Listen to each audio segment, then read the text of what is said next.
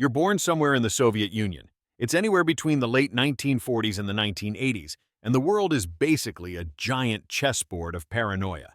As you grow up, you hear stories about the brave operatives of the KGB, highly trained agents working in the shadows to protect the motherland. And for some reason you think, yeah, that sounds like a great career path.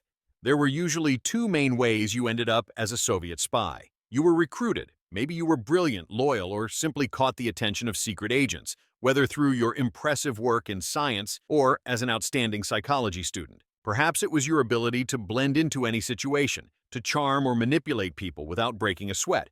Or maybe you happened to say the right thing at the wrong time, and someone thought, this one could be useful. But then there was the other way you ended up in the KGB, being tapped. This didn't involve any fancy interviews or background checks. It wasn't about your skills or potential. No, they decided you were perfect for the job based on someone else's calculations.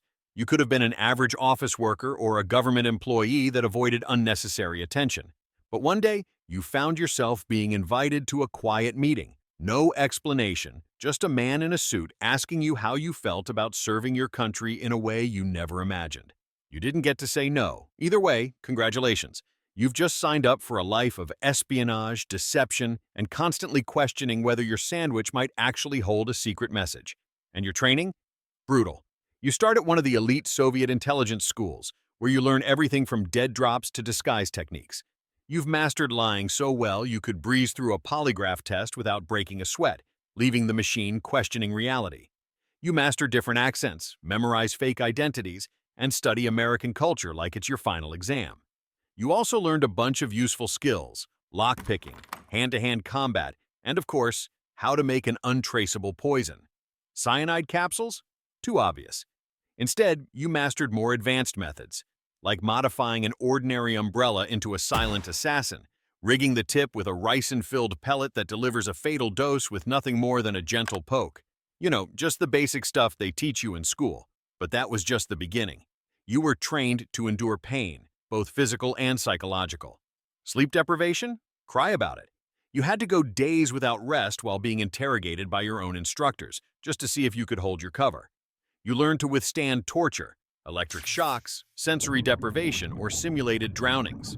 You knew how to control your breathing, slow your heart rate, and make it look like you were telling the truth even when you were feeding them the most absurd lies imaginable. The mind games were relentless. They weren't just trying to break your body, they were trying to break your soul. Even in your dreams, you couldn't escape the watchful eye of the state. The paranoia didn't end when you went to sleep. But what about communication? You weren't just memorizing secret codes, you were studying human behavior, looking for tiny movements that gave people away. How their eyes shifted when they were lying, how their posture stiffened when they were hiding something, or how their voices shook when they were lying. You trained yourself to read these unconscious signals like a pro, knowing that one slight twitch could mean the difference between life and death. You learned to spot every little signal that others would miss, turning yourself into a human lie detector. Because in the world of espionage, trusting your gut could save you or get you killed. And then there were the gadgets. Oh, the gadgets.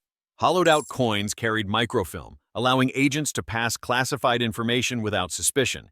Lipstick guns, deceptively small, held a single bullet for close-range eliminations. And pens? Well, they weren't just for writing. They could conceal poison darts, delivering a fatal dose with the press of a button. You even trained with explosive briefcases just in case you ever needed to eliminate a target and make it look like an accident. But being a Soviet spy was not only about doing James Bond stuff. You had to memorize extensive dossiers on potential targets, learn how to forge documents flawlessly, and practice slipping out of handcuffs while blindfolded. Every week, a new drill tested your limits, being dropped in a remote location and ordered to make your way back to base undetected, surviving days in isolation, or even being forced to withstand psychological manipulation designed to break weaker recruits. But before you get to live out your James Bond fantasy, you have to prove yourself. The Soviet Union doesn't just hand out spy assignments like free samples at a grocery store. If you mess up even once, well, let's just say the KGB isn't exactly known for their second chances. When you finally get deployed, you're sent to a Western country under an assumed identity.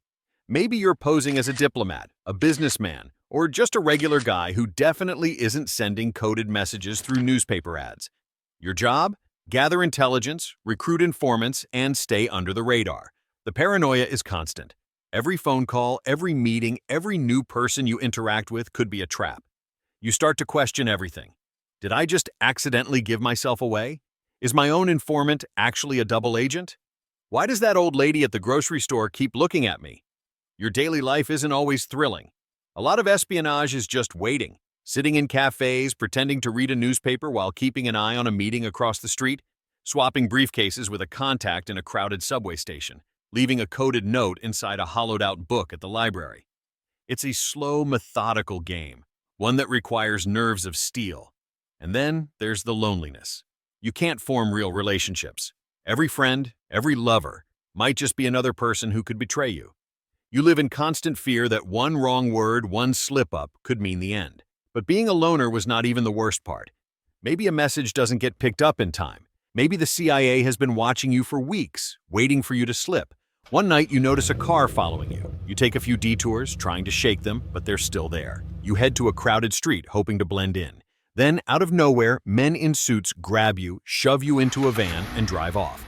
The interrogation begins immediately. They know who you are, or at least they think they do. They want names, operations, secrets. And you stick to your training. You deny everything. You hold out as long as you can, hoping the Soviets will negotiate for your release. But deep down, you know the truth. The KGB doesn't negotiate. If you're lucky, you get exchanged for an American spy in a dramatic bridge swap. If you're not lucky, well, let's just say the Soviet Union has a very simple retirement plan. You disappear, and nobody asks questions. But let's say you survive. Maybe your mission is over, and you finally get called back to Moscow. You arrive home expecting a hero's welcome, but instead, you're met with suspicion. The KGB doesn't trust survivors. What if you were turned? What if the CIA brainwashed you? You're put through endless debriefings, forced to prove your loyalty over and over again. You might get reassigned. You might get quietly retired. Or if they think you might have been compromised, well, accidents happen all the time. Because in the world of espionage, there's only one rule: trust no one.